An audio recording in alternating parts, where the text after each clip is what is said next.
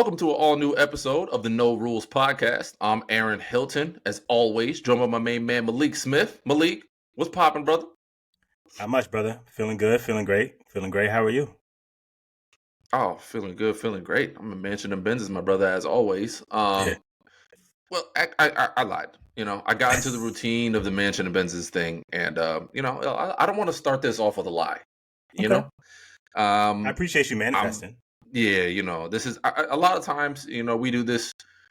We do this. At least I can't speak for yourself. I do a lot of this for therapy. I like to get some of this stuff out. It's nice to just speak to a friend, Hmm. or at least someone masquerading as a friend. Some of the things you were saying to me before we started recording here was just kind of cut deep, cut Hey, deep, Malik. hey.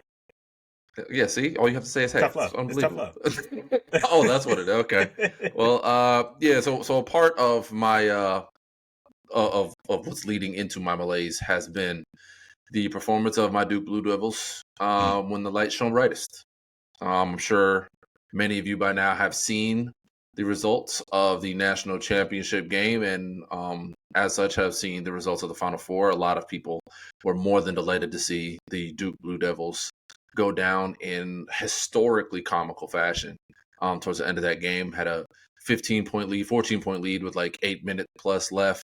Um, had a 6-point lead with like less than 2 minutes left, and somehow still found a way to lose that basketball game. Malik, what happened from your perspective, do you think? Um, you know, they choked. They like. There's really no other way to say it. The nuts, were on the table, and they just choked. They had to put it on the line. They didn't know what to do. There was a lot of mistakes. I think that you just, to some degree, you kind of have to expect that from college players, regardless of. I mean, I know a lot of these guys on the floor are like 25 years old because they got like 8 years of eligibility in college these days. Especially on But that Houston team, by the way. yeah, it's Yeah. like there's a couple dudes that might be as old as us, Yeah. but like it was. I'm not trying to downplay it. They absolutely choked. I expect that sometimes some guys aren't going to know what to do in certain situations.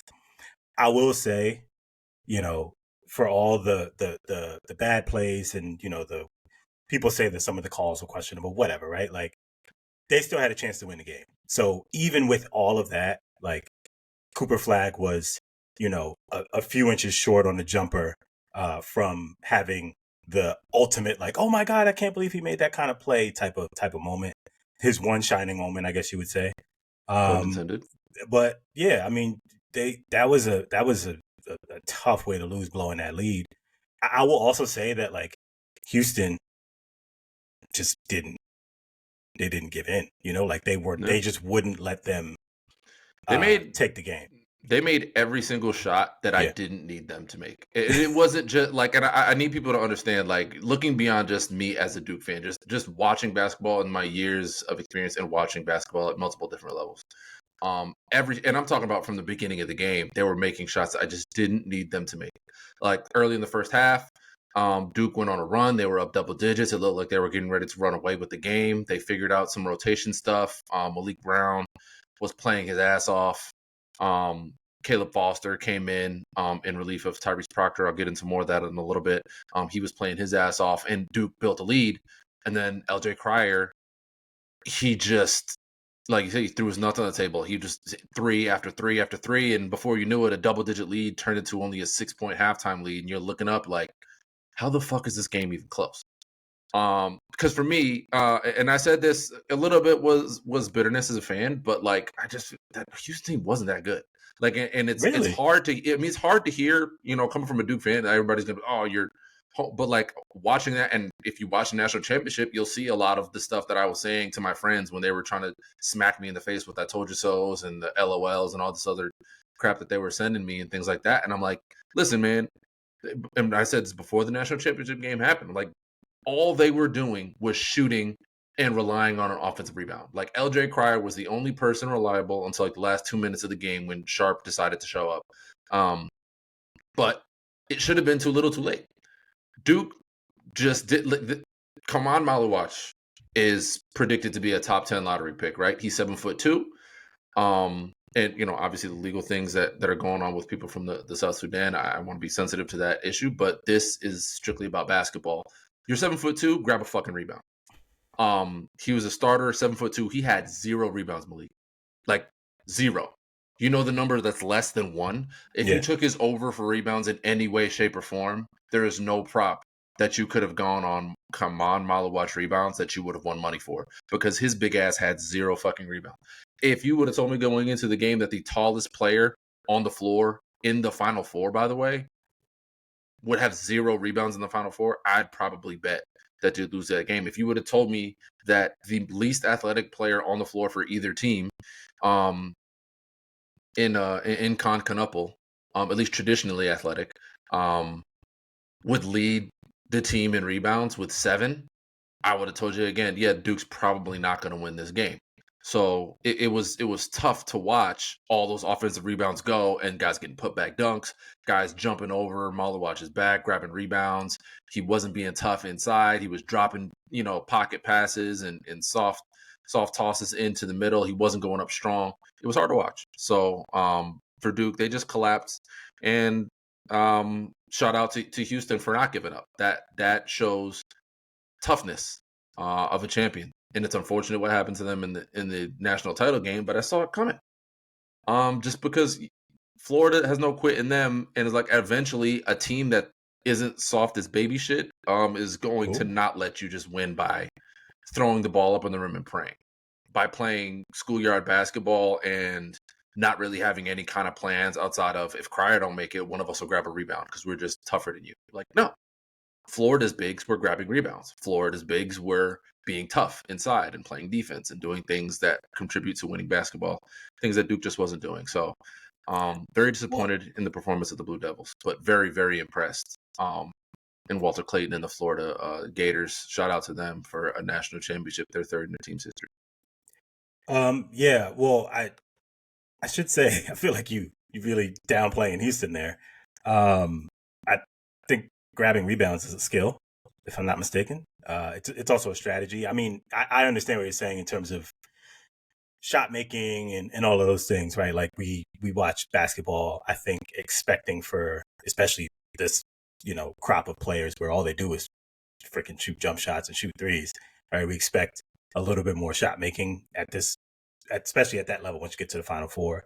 But understanding that you don't have the best shooters and knowing like, okay, we got guys that are going to crash the boards for 40 minutes.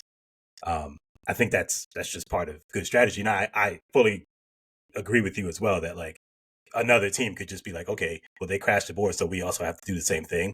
And yeah, being 7-2 and getting 0 rebounds is like, yeah, like you said, let's not pile on the young man because, he's been through worse things in his life, I'm sure, Right. just being from the South Sudan. But it's just like, hey, bro, they're not gonna let you live that one. He would have been like, if I'm an NBA draft evaluator, and I said this to some of my friends in a group chat, if I'm a draft evaluator, I hate to be like hyperbolic about it, and maybe I am being a little bit of it. No, I think, but like agreeing, you're off my draft board. You can't. Well, you're off my board. No, you're off the board. Like you can't be.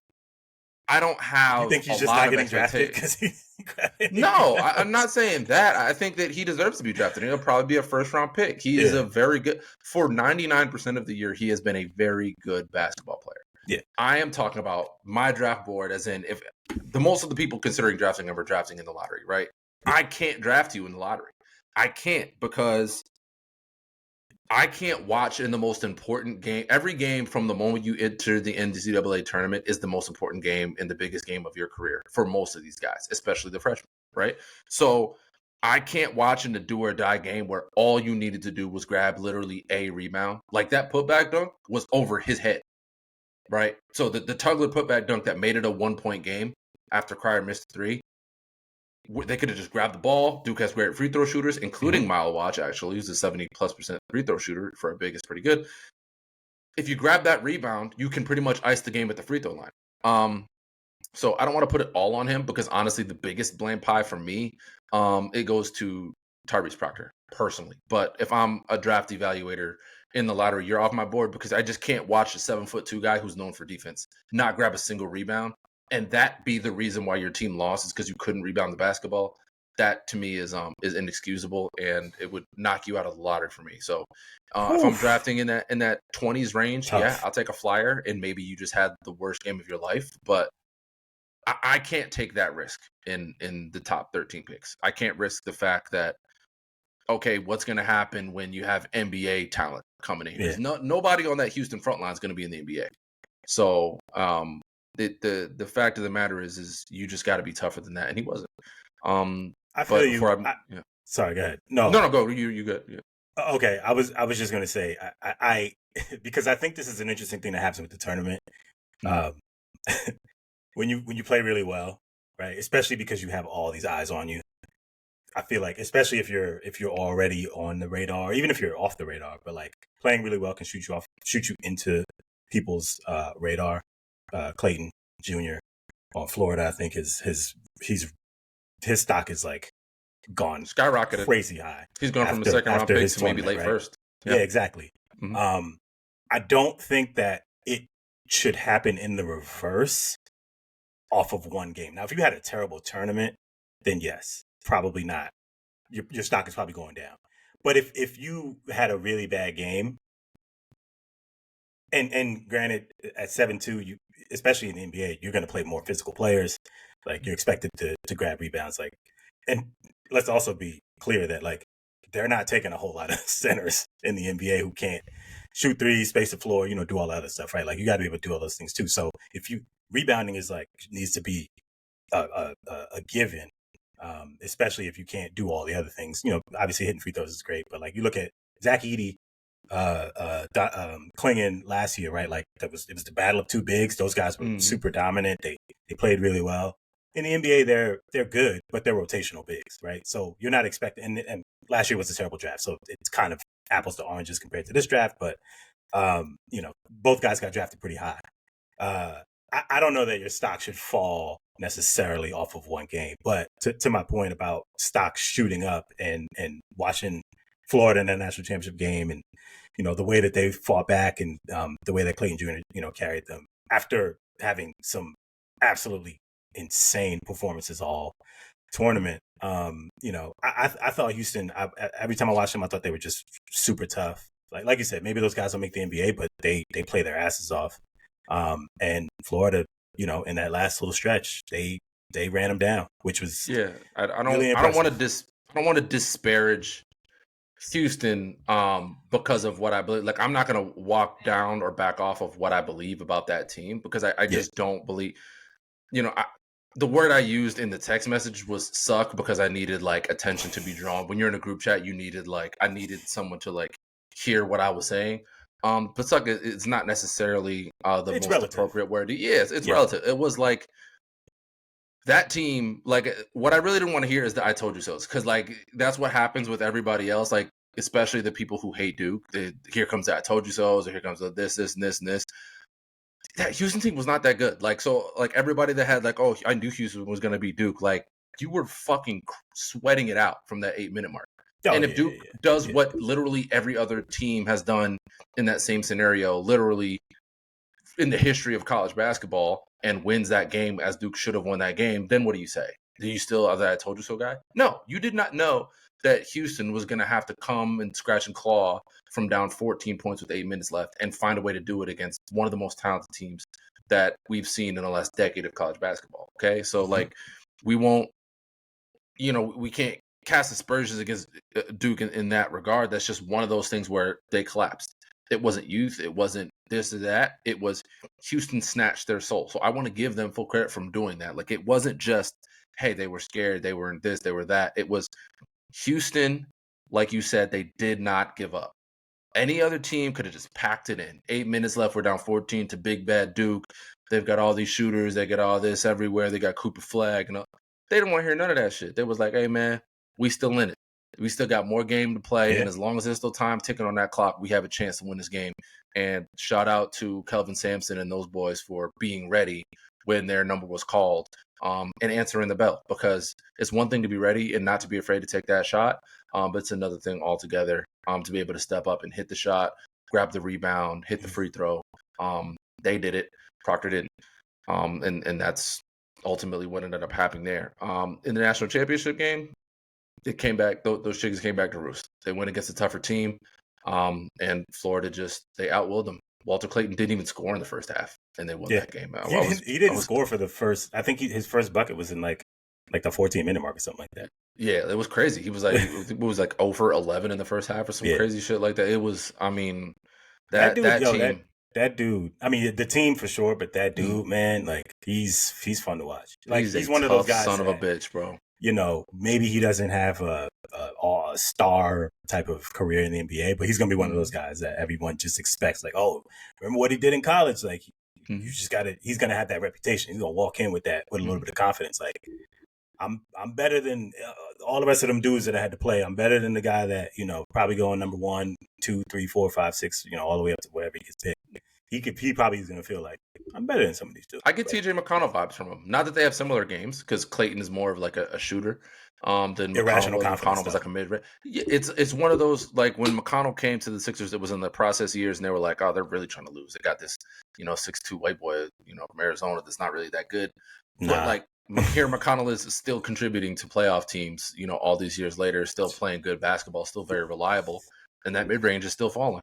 Fucking killed us every year. I mean, hey man, McConnell is a killer out he there, is. and No, he found seriously. it. He carved out a niche, and he's still there contributing in the NBA. And I think that's the kind of career that Clayton's going to play. I don't try not to get into like the comparisons to players, because I think too many times you just fall into like what's the black guy that plays like Walter Clayton, or what's the white guy that plays like Cooper Flag. Like I don't want to get into that, but like the type of career that I think he will have, like you said, I think is right on the nose. He's just gonna be there. He's gonna be around. He's gonna be on the bench, like making plays in the NFL. A similarity in the NFL would be like Chase Daniel. You know, he was never gonna be somebody's starter, but he was a clipboard guy for a good decade plus. He made $100 million holding a clipboard for Drew Brees. So Walter Clayton could be, you know, he's gonna be somewhere in somebody's rotation. He might not be a 6-man, but he'll probably be somewhere in that top 9. I agree. Yeah. Shout out to him, man. His stock is up. He had a hell of a tournament. Shout out to Florida. I kind of tired of seeing the SEC just win, you know, everything. It's like when they don't win in football, they win in basketball, or sometimes they win both. It's like, God damn, let somebody else have it. You know what I mean? You know what I mean? Like, give us a turn, you know. But it's that was, you know, it was rough for me to watch. I didn't even watch most of the games, to be honest. I wasn't gonna watch any of the game really, because I don't want to spend any national. No, the national championship game, which is unlike me, because college basketball is my thing. But like, I was just so disgusted with how they played. I wouldn't be able to watch that. I wouldn't be able to watch Houston play without being like, yo, we could have been without that lens.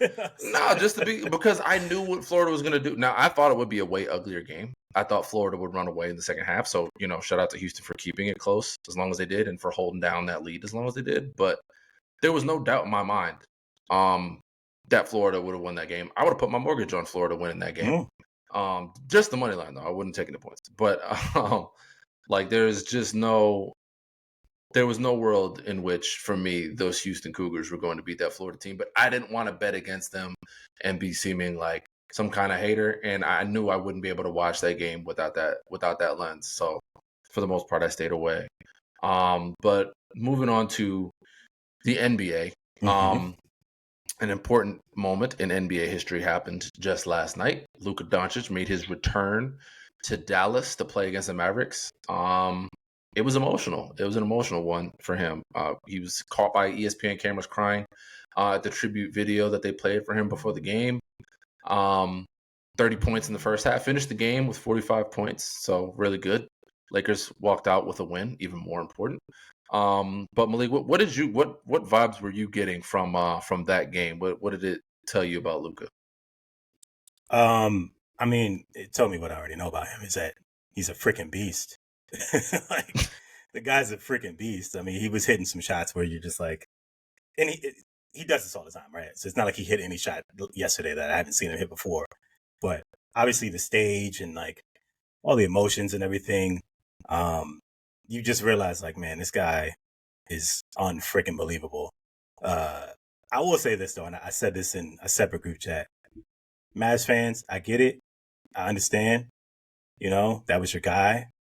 But y'all was kind of dick riding last night. Like, y'all was dick riding Luka a little bit. Y'all can't be cheering the guy after every shot. Every time he touched the Yeah. ball, like it was nuts. It Yeah. was kind of crazy. I get Say it. that shit for He's post game. Like, shut it off for the game. in You got to in shut it the off for first the game. quarter. They were in the Yeah. first quarter cheering every shot. Yeah. It's like, yo, your team is out there trying to get a win, trying to like, make the play in, trying to, he's gone. He's gone. He's gone. You gotta get over it. At this point, I know this was the first time, so this was your chance to whatever, but that was kind of nasty. Like, Yeah, from I mean, a you fan can give a base, man his flowers without also actively they did rooting a for the freaking other tribute. team. Yeah, They were but cheering that him wasn't the team every did it. The time he team touched did the it. The ball. team did. I like. Listen, I get for maybe even for the first quarter, you cheer him every time he touches the ball. But at some point in that game, Luka's got to become the enemy. Just for the time, just for the 48 minutes of that basketball game, he's got to be the enemy because you're the hometown fans. You're still fighting for a playoff or play in at least spot, a chance to make it to the playoffs. Yeah. The player who you traded to get Luka, traded Luka for, I should say. Anthony Davis is out there when he didn't have to be coming back from an injury, so he's still committed to at least even trying to make a run at the playoffs. Mm-hmm. So it's just you would like to see the fans do a little bit more to ingratiate the team that's out there. Cheer But on I their own understand the hurt. team. I mean, I would like I to see them understand the cheer on their hurt. own team. Yeah. The fire Nico chants, I think a lot of that was anti-Nico stuff. I really do. I think that the cheering of Luka was a lot of anti-Nico. The fire Nico stuff they've been doing. And the funny thing is, I think it was PJ Washington who was just like, yeah, like it's really affecting us. Like we're out there trying to, play and whatever. But I get it from the fan standpoint. As a Knicks fan, there's been plenty of times where the Knicks were terrible and they're screaming, sell the team. Like, I'm sure it wasn't great for the players out there, but it's like, as a fan, I'm like, F this. The owner sucks. Like, sell the team. So, the fire Nico stuff, I get it. But cheering Luka for every shot, every time he touched the ball, I'm like, all right. The first couple of times, early in the first quarter, he makes a shot. You're rooting for him, but you want your team to win. But it's kind of hard to like root on your own team when you're cheering on the other team.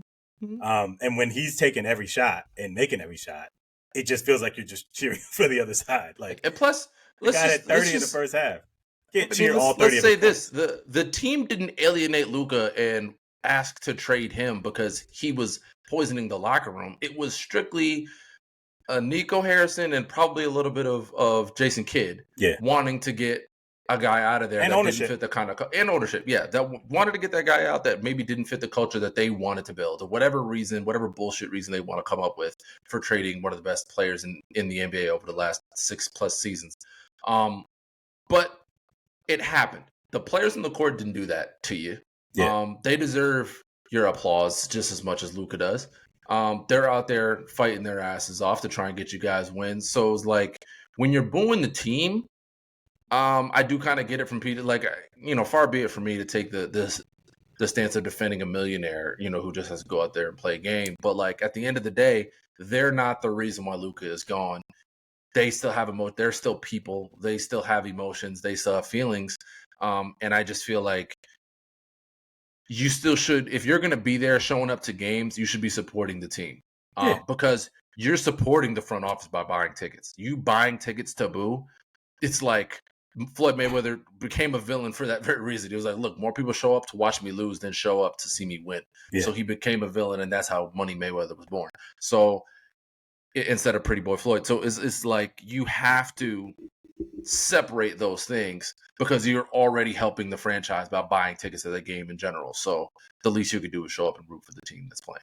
Yeah, I mean, the Lakers are a team that the Mavericks would want to beat if they to prove to themselves like, hey, we can actually compete in the playoffs if we make the playoffs, right? Mm-hmm. So, it's a high energy game. Obviously, like I said, they did the tribute before the game. Clap for the guy, but from the tip, considering the circumstances, you should be like, all right, we wish you were here, but you're not. So let's move on. We're cheering on our team. We're going to boo you. Need to win this game. Yeah. If anything, I think them booing Luka would be more respect because they know that he's going to cook them. You're cheering him on, helping them get 45. Like, it's like you clearly want your team to lose. I mean, whatever. I don't know. I was a little jarred by it. Like the first one, I was like, oh, okay, cool. But like when it kept going, I was like, all right, guys. Like, you know what though? Devil's advocate here. You know why we're jarred by this? Because no one fucking trades their 25-year-old superstar. So we don't know. We don't know what this is like. They might leave in free agency, like LeBron with the decision. Although I think he was 27 at that time, so not even 25. But like, we've never seen someone who has not only been a young superstar, but has consistently been first team All NBA. Literally, just last season had you in the NBA Finals, and you trade him at the trade deadline for Anthony Davis, who is notoriously always injured, and just out of nowhere. Can I make a actual comparison here, because this has not same resume. I'm not going to say it's the same resume. Okay. I'm a Knicks fan. Everyone knows. It's gonna be a Knicks trade. 2019. I'm sitting in the office. We're just shooting the shit. I think I was actually in a meeting, and I get a notification that the Knicks have traded Kristaps Porzingis to the Dallas Mavericks for Dennis Smith Jr. and 2 pairs of worn Jordans, and I'm like, in a first round pick. Excuse me. Let me not disrespect the first round pick that we got that we never used. So yeah, like these things do happen, man. And granted, there was a whole lot of stuff that came out that like Kristaps wanted to get traded, which I don't necessarily believe, but management was just completely stupid. Ownership was completely stupid, right? But like 100%. Teams do trade players that are really good to other teams and get terrible. Like, I wish we would have got something close to Anthony Davis in return. We got freaking Dennis Smith Jr., who I like as a person, but like, they thought it was spoiled goods. They thought he was spoiled goods. I thought that he didn't fit with the Mavs, and that his style of play would do better with the Knicks. They were trying to do no, it didn't. It was a gamble though. And you gambled on a young player. Kristaps was injury ridden, but again, like you said, it's not apples to apples because again, Kristaps Porzingis, and still to this point, hasn't received a first team All NBA vote. But guess what? He was beloved by the fans. But guess what? Great. Guess what we didn't do when he came back the first time? We didn't cheer every freaking jump shot he took. Right, and like I get it because we're trying to do like as similar as we can get, but it just feeds into my point. As crazy as that trade was, and it was crazy. Honestly, because Kristaps was a unicorn. And even if like the best case scenario is Dennis Smith Jr. is like Stephon Marbury 2.0, and then he can at least give you some exciting games in the guard. But that didn't work out. Luka Doncic literally led them to the NBA Finals. Not in 2020, not in 2021, in 2024. The Dallas Mavericks were playing for a chance to win the title against a stacked Boston Celtics team. And if it had been any other team out of the East, they might have had a real chance at winning that game just by having Kyrie and Luka on the floor at the same time. For sure. And while we wish Kyrie a speedy recovery, I don't have a whole lot of hope for this Mavericks team when they make the playoffs without Kyrie's offense out there on the floor. Being that he's done for the rest of this year for sure, and probably for all of next year, dealing with that ACL injury. So it's not one of those things where you can even find a comp. Like, that's how absurd it is. We can't possibly fathom what a fan base would feel or how we would do because no one does this. I just can't. I hate to pile on a black man. I really fucking do. But Nico Harrison has to see, like, it is the fact that he still has a job is mind-boggling to me because it doesn't make any sense. It doesn't make I've tried to make sense of it. I've tried to be they're gonna. I can't even play devil's advocate, and that's my favorite thing to do. Yeah, there's just no way to see the positive in this. I feel so bad for every Mavericks fan except for Tay. I feel really, really bad for because I feel bad for you, Tay. I feel bad for you, bro. Yeah, I mean, I love you, Ted, but fuck you. No, every Mavs fan except for Tamar, he knows why.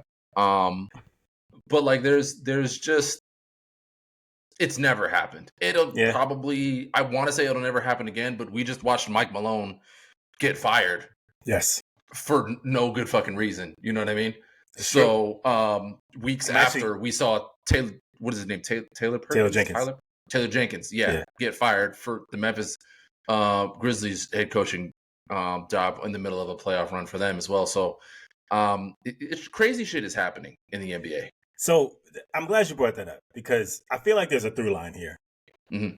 If you'll allow me the room to sort of point out each situation. So you have the Luka trade, right? Which, like you said, makes absolutely no sense. And I will say, I tried my best to shoot Nico some bail when it happened. We did that podcast right after the trade happened, and I was like, well, look, if they play really well and they make it to the Western Conference Finals or even to the NBA Finals or win a championship, then like maybe you could sort of justify it. Um, clearly, I was wrong, but that's not happening. And not only is it not happening, the fans wouldn't even care because they've been on that man's ass. Anyway, Nico made the decision, but I will say this: he didn't make that decision in a vacuum. He did not make that decision on his own. Ownership made that decision, right? Like he couldn't have done that without the owner saying, "Yes, we're going to do this." The Taylor Jenkins thing, same situation. Apparently, there was other issues behind the scenes for why Taylor Jenkins got fired, but for the most part, very successful. I mean, to be honest, I would say he's one of those coaches that you look at him and he's like done a lot more with less. Now, when they had to actually prove it in the playoffs, they didn't. Lost to the Warriors after talking a lot of shit. Lost to the Lakers after talking a lot of shit. So like, they got a little bit. Yeah. And then, Ja Morant's whole thing, and they got a little bit of their skis, but like they overall, like they've been a good team. So there's other reasons why he's gotten fired. The Mike Malone situation, Mike Malone gets fired. There's 5 days left in the season. I think there's like 3 or 4 games left on the Nuggets schedule. Never seen anything like that before. Not really sure how you can do that when Jokic is in the middle of an MVP race. And like the West outside of OKC is pretty wide open. Like there's no consensus number 2 team, right? This all leads me to my point that like, as a fan, you got to understand the people that run your team do not care about your team. They don't 100%. Care about your team.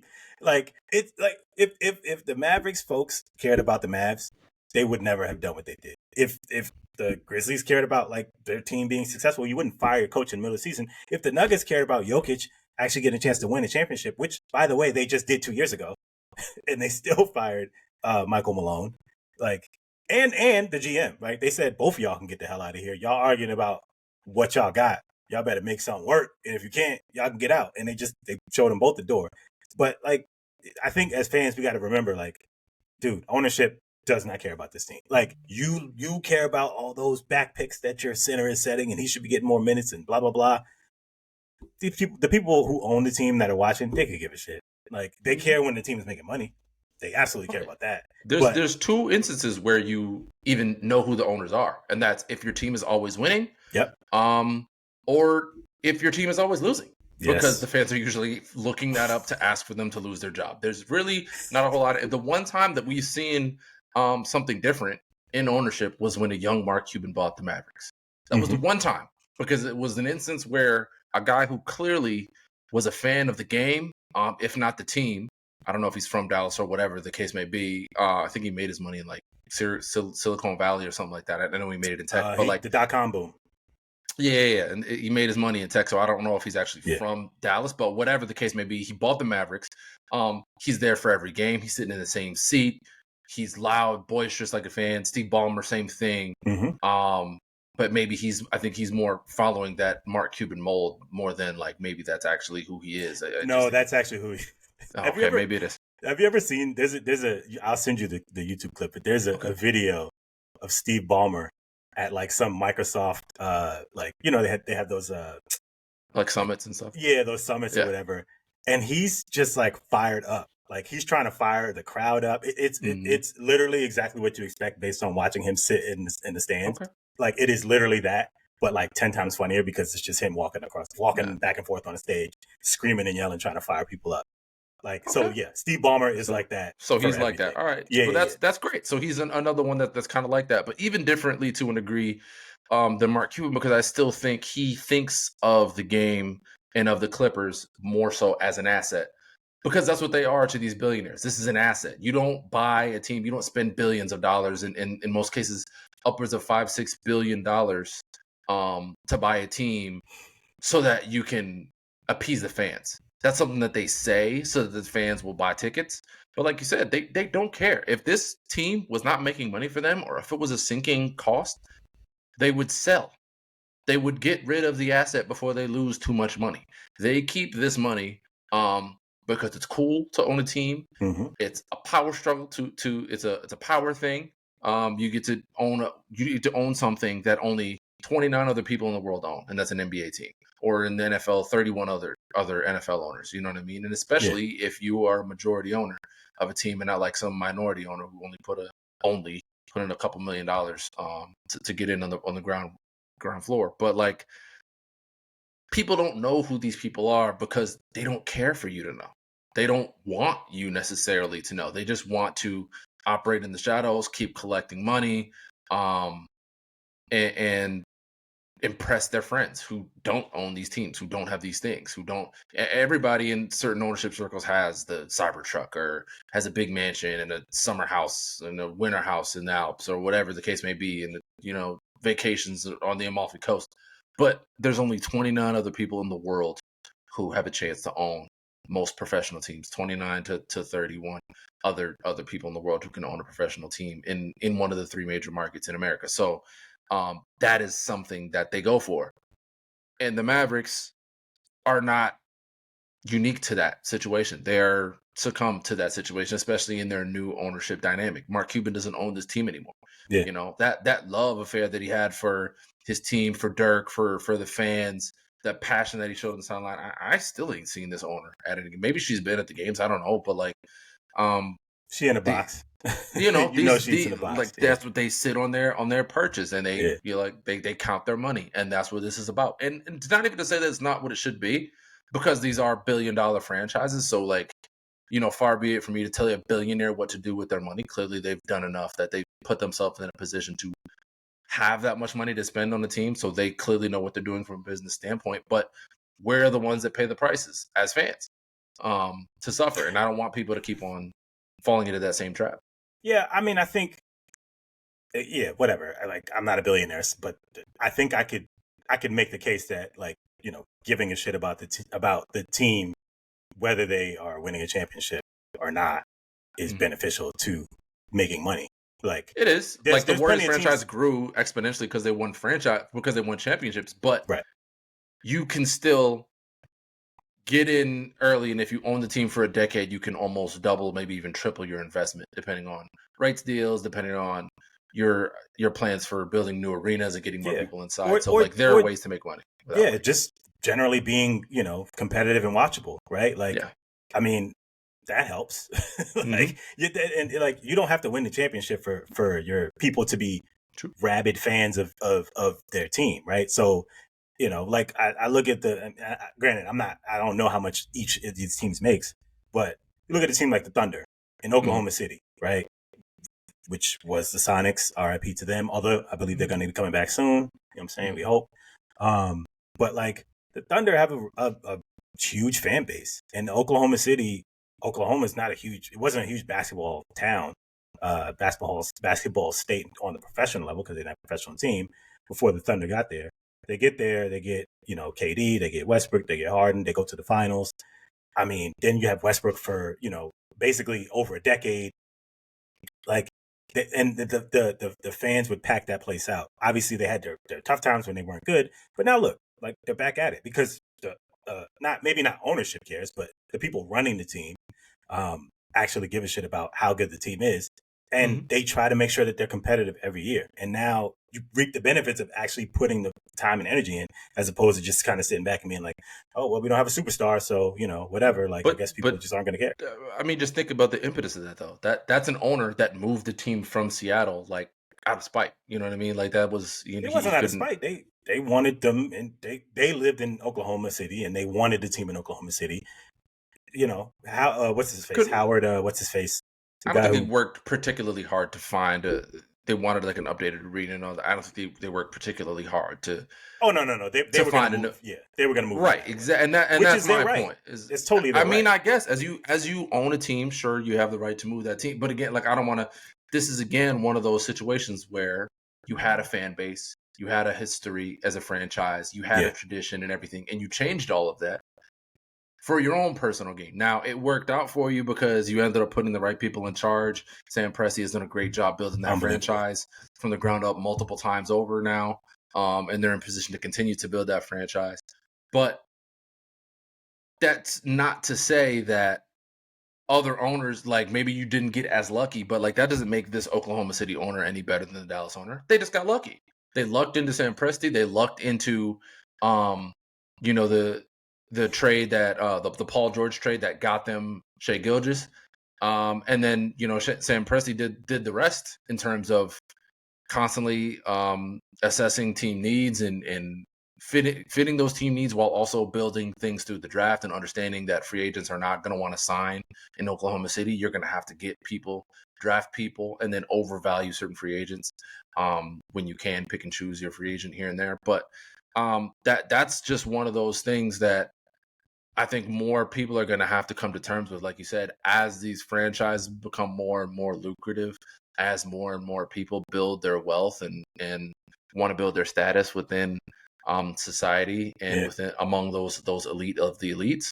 That's what they're going to do. They're going to buy franchises. They're going to buy teams. Josh Harris already owned the 76ers, went and bought the Washington football team, changed the name to the Commanders and all that. But that's another thing. Now he's an example of a good owner, and at least NFL wise, remains to be seen for my Sixers and what they're doing. But that's not really his fault for the most part. To be honest, free to play. I would. I mean, it was a terrible decision to give Joel Embiid the extension, but I respect the fact that you want to stick by your guy, right? Like, whatever. Like, and that's being a good owner doesn't necessarily mean like you're always going to make the right decision. It just means you make a decision that like shows that you actually care that the team is competitive. This is my definition of what a good owner is. Now, we'll see what happens. Celtics just broke the record for a team sale, or they will. I don't think the sale is official, but like we'll see what that. Like that guy, apparently he's from Boston. Apparently he's a Celtics fan. We'll see, right? Like maybe he comes in there and just like, wait a minute. Well, Celtics fans, that's one of the teams. There's not a whole lot. The Lakers are one. The Celtics are another one. I think those might be the only two in the NBA, really. They ain't going to let you just get away with buying the team and being some shit owner. There's too much tradition in the team. They're just not. I mean, $6 billion. I don't think the fans can. Whatever they say, he's gonna be like, "Fuck y'all, I pay for this." I get what you're saying. I really do. I honestly and truly do. But if there was ever a fan base or a following that could force their hand more than any other following, it would be those two Celtics, franchises, the Lakers and the Lakers and the Celtics. So I think that those teams will only move forward. Now, it's not to say, like I said, he's going to do what he wants to do as the owner, but I don't think he would get into owning that team without a clear and concise direction for where he wants to bring the team and what he wants to do with that team. I don't think you're not buying the Celtics to try and move them to Connecticut, you know what I'm saying, or do some weird shit like that. Like, you're buying the Celtics. You grew up rooting for them. You have a chance to buy them. You have a chance to get it on a team on the rise, on the way up. All their stars are still in their mid-20s. So shout out to him and that ownership group that's trying to close out on that sale. I think that the Celtics will be in good hands with that. But that all remains to be seen. As the Dallas Mavericks are concerned, a lot of the blame is going to fall on Nico Harrison, but I think it's very astute of you. Let's not lose sight of the fact that ownership is equally, if not more, culpable in this, because Mark Cuban doesn't okay that move.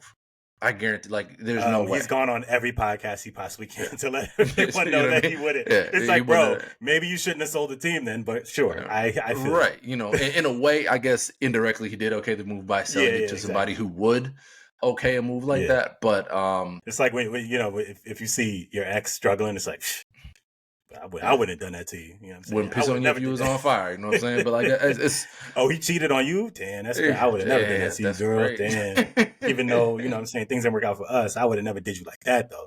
It's like, okay, thanks. How he did it was kind of crazy. Yeah. I mean, who among us? But no, it is what it is. I do hope for brighter days and sunnier skies for Mavericks fans down the line, but it's going to get difficult before it gets easy again, for sure. I guess the last thing to get into here real quick before we get into dad rules.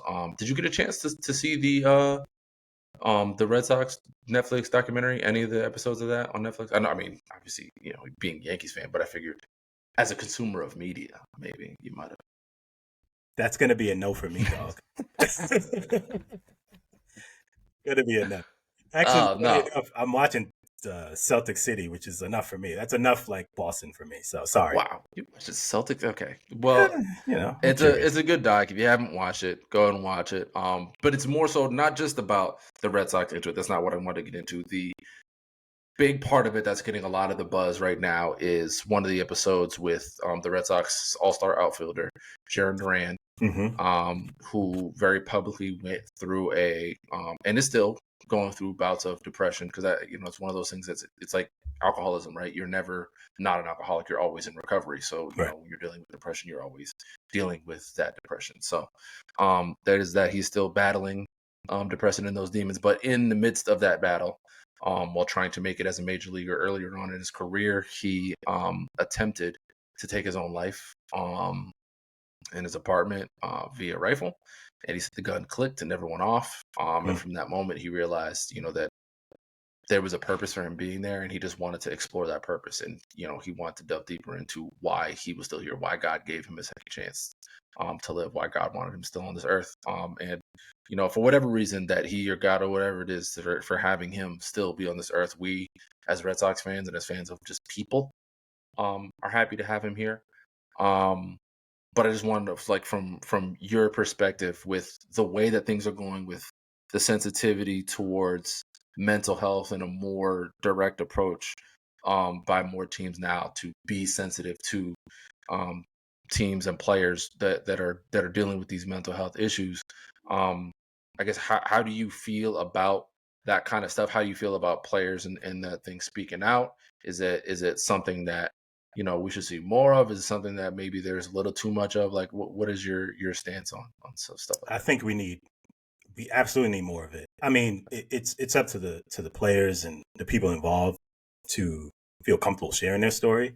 Um, I think over the last say 10 or so years, I think more players have um, gotten more comfortable and been given the space to sort of share stories like that. So obviously, as a not a Red Sox fan, but just a human being, I'm happy that he was able to get a second chance at life and find purpose. You know, but I think there should be more space for players to share their stories about dealing with depression. I mean, you're playing a high stress sport, right? Like there's a lot going on. I think in the NBA it was Kevin Love. Kevin Love. I was literally just thinking about that. I was like, wasn't it Kevin Love? Yeah. Yeah, Kevin Love, DeMar DeRozan, I think was also Yep. He was another one. one of the faces of that for the NBA. And just having two guys who are notable to that degree, I think gives players across sports like the freedom to be like, oh well, if these guys are going to talk about it, then I'm willing to talk about it. So yeah, I think we should have more resources. Players should have more resources.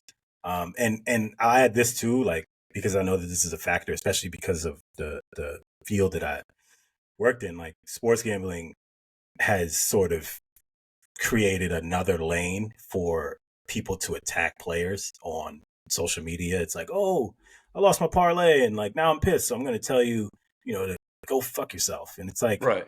you As if know, I told you to put your rent money on, right. the over for LeBron James points or whatever. You know what I mean? Exactly. And gambling addictions are becoming more prevalent, right? So obviously people are lashing out because they can't, control certain urges to gamble and that might lead them to just being frustrated. Or maybe some people are just jerks and it's like maybe you didn't maybe you put $5 on this, but you just want to be a jerk and slide in somebody's DMs and just because you think it's funny. Yeah. But there have been players who've come out and said like, yo, this is having an effect on me because people are hitting me up and telling me and players, I think Dak Prescott has done this. Lamar Jackson has done this several times. Like he's like, yo, I don't care about your fantasy team. I don't care about your bets. Like, some Famously, players are, Jalen Brown just was on $1 million worth of game, saying if yeah, you approach me, I'll fuck you up. Which yeah.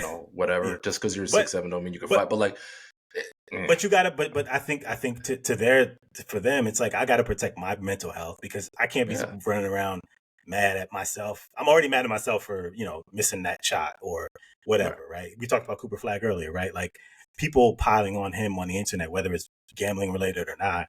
It's Oh, it like, wasn't him. It was Tyrese Proctor. Actually, they were getting on him, telling him to end his life, telling him to leave the states, all that which kind of is stuff. crazy. I mean, it's nuts. And I have sports hated. I don't feel like it's important to mention sports. Yes. I had sports hated Tyrese Proctor more than any other Duke player that has ever worn that jersey, and that is hard for me to say because Greg Paulus wore that jersey.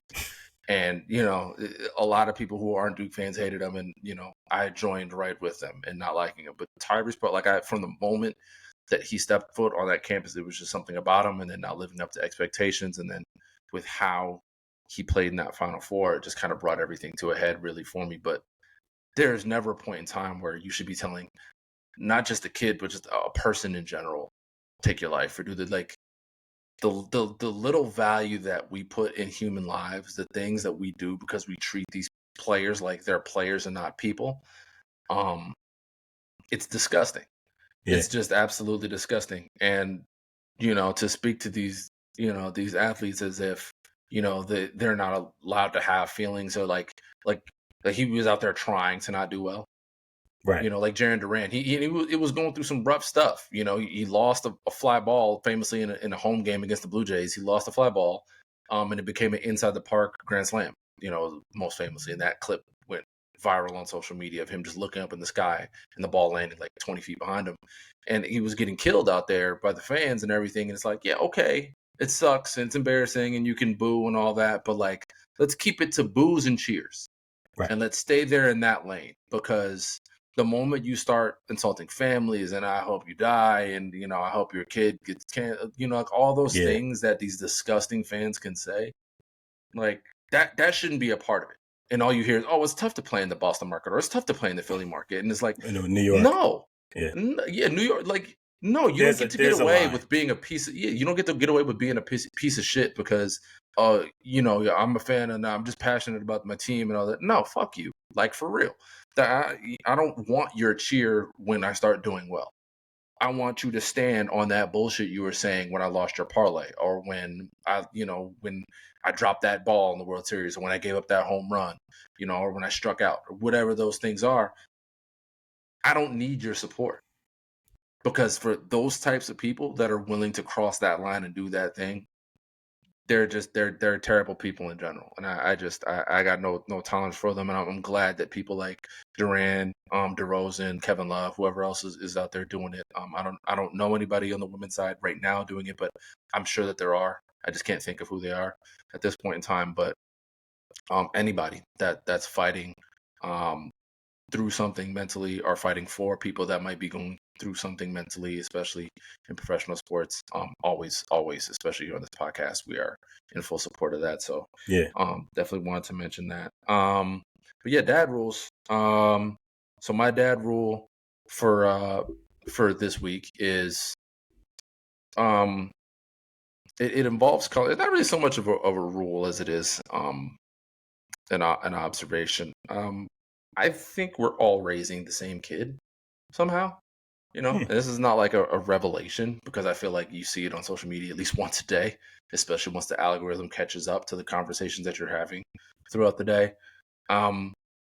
Just every parent on social media has a clip that relates to other parents in the same stage of their kid's life, and it just feels like we're all going through the same thing, or raising some variation of the same kid.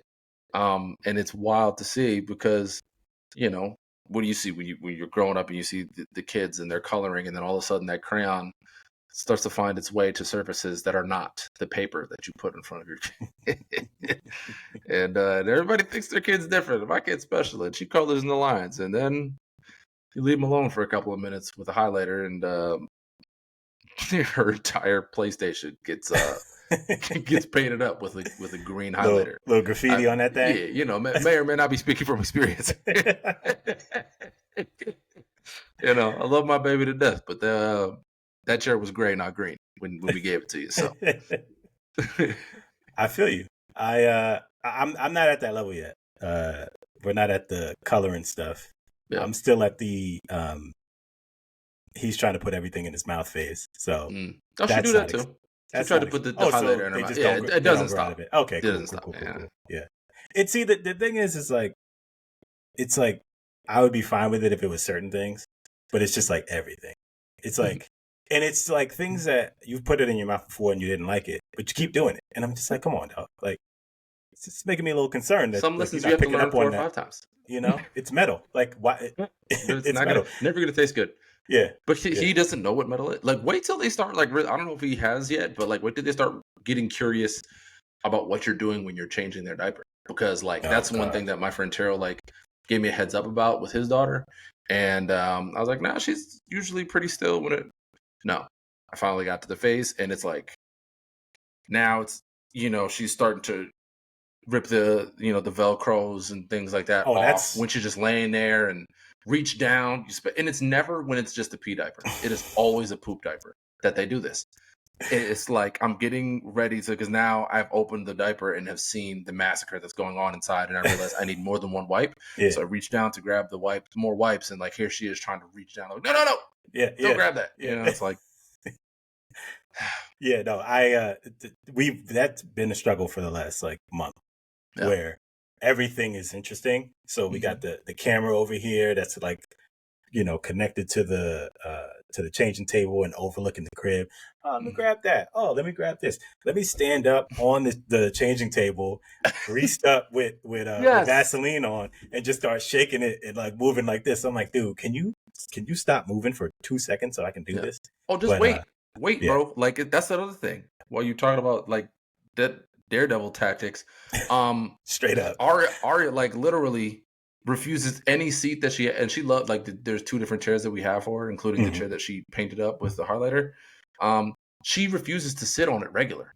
She doesn't sit in chairs normal. And I blame her mother for this, who likes to dance on people's couch. That was one thing she liked to say. I like to dance on people. That's Aria. She is like the fuck yo couch of kids, standing on, like she'll knock her. She's like a plush lazy boy type of chair that she has in our living room that she'll sit down and watch YouTube on. Okay. And she likes to lay it down so that the back of the chair is laying on the ground and stand on that part of it and kind of like bounce up and down. I see. And that she'll sit up on the edge. The other chair that we got that she painted on is like, you remember those desks that we have in like homeroom and stuff that kind of have like the one side where you sit in and then the desk kind of wraps around the other side. Yeah. So she has that type of station. That's what the station that she has. And she likes to sit on the desk part. Like there's a whole chair right there. Whole chair that is safe, that is properly counterbalanced. Yeah. No, she wants to sit on the edge, right next to the sharp edge of our coffee table. And it's like, now I see why people put puffy things and you don't have those styrofoam. No, we hadn't really needed to put anything up, and knock on wood, God, we still haven't had one of those terrible incidents. But now everything that I see is like danger. Yeah, and it doesn't help that the new Final Destination movie is coming out, so they're like all these commercials and like crazy ass ways that people are dying, stuff like that. Like all I see is like a highlighter cap on the floor, and she's gonna somehow slip on that and stumble backwards, and then hit the back of her head on the corner. It's just yeah. Oof. I feel you. The thing is like it's really funny because I'm having this issue right now, and he's 9 months, and like he's just everywhere. And if I put him in his little playpen, he's like, I'm just gonna scream until somebody comes over here. It's like, dude. It's like, I hope that you don't think that you're going to contain me. Yeah, because he said, "Oh, you thought this? He said, you thought this was going to stop me?" Yeah, like, and even that, he's trying to climb up out of there. I'm like, "Oh man, like he's like, your upper body strength is a little concerning for me. Like, are you doing push-ups at nighttime when I'm not? Like, what is going on?" But yeah, like we trying to put the. Let me one thing. Mm-hmm. Those little drawer stoppers, terrible. Don't work. No, trash. You know what's funny though?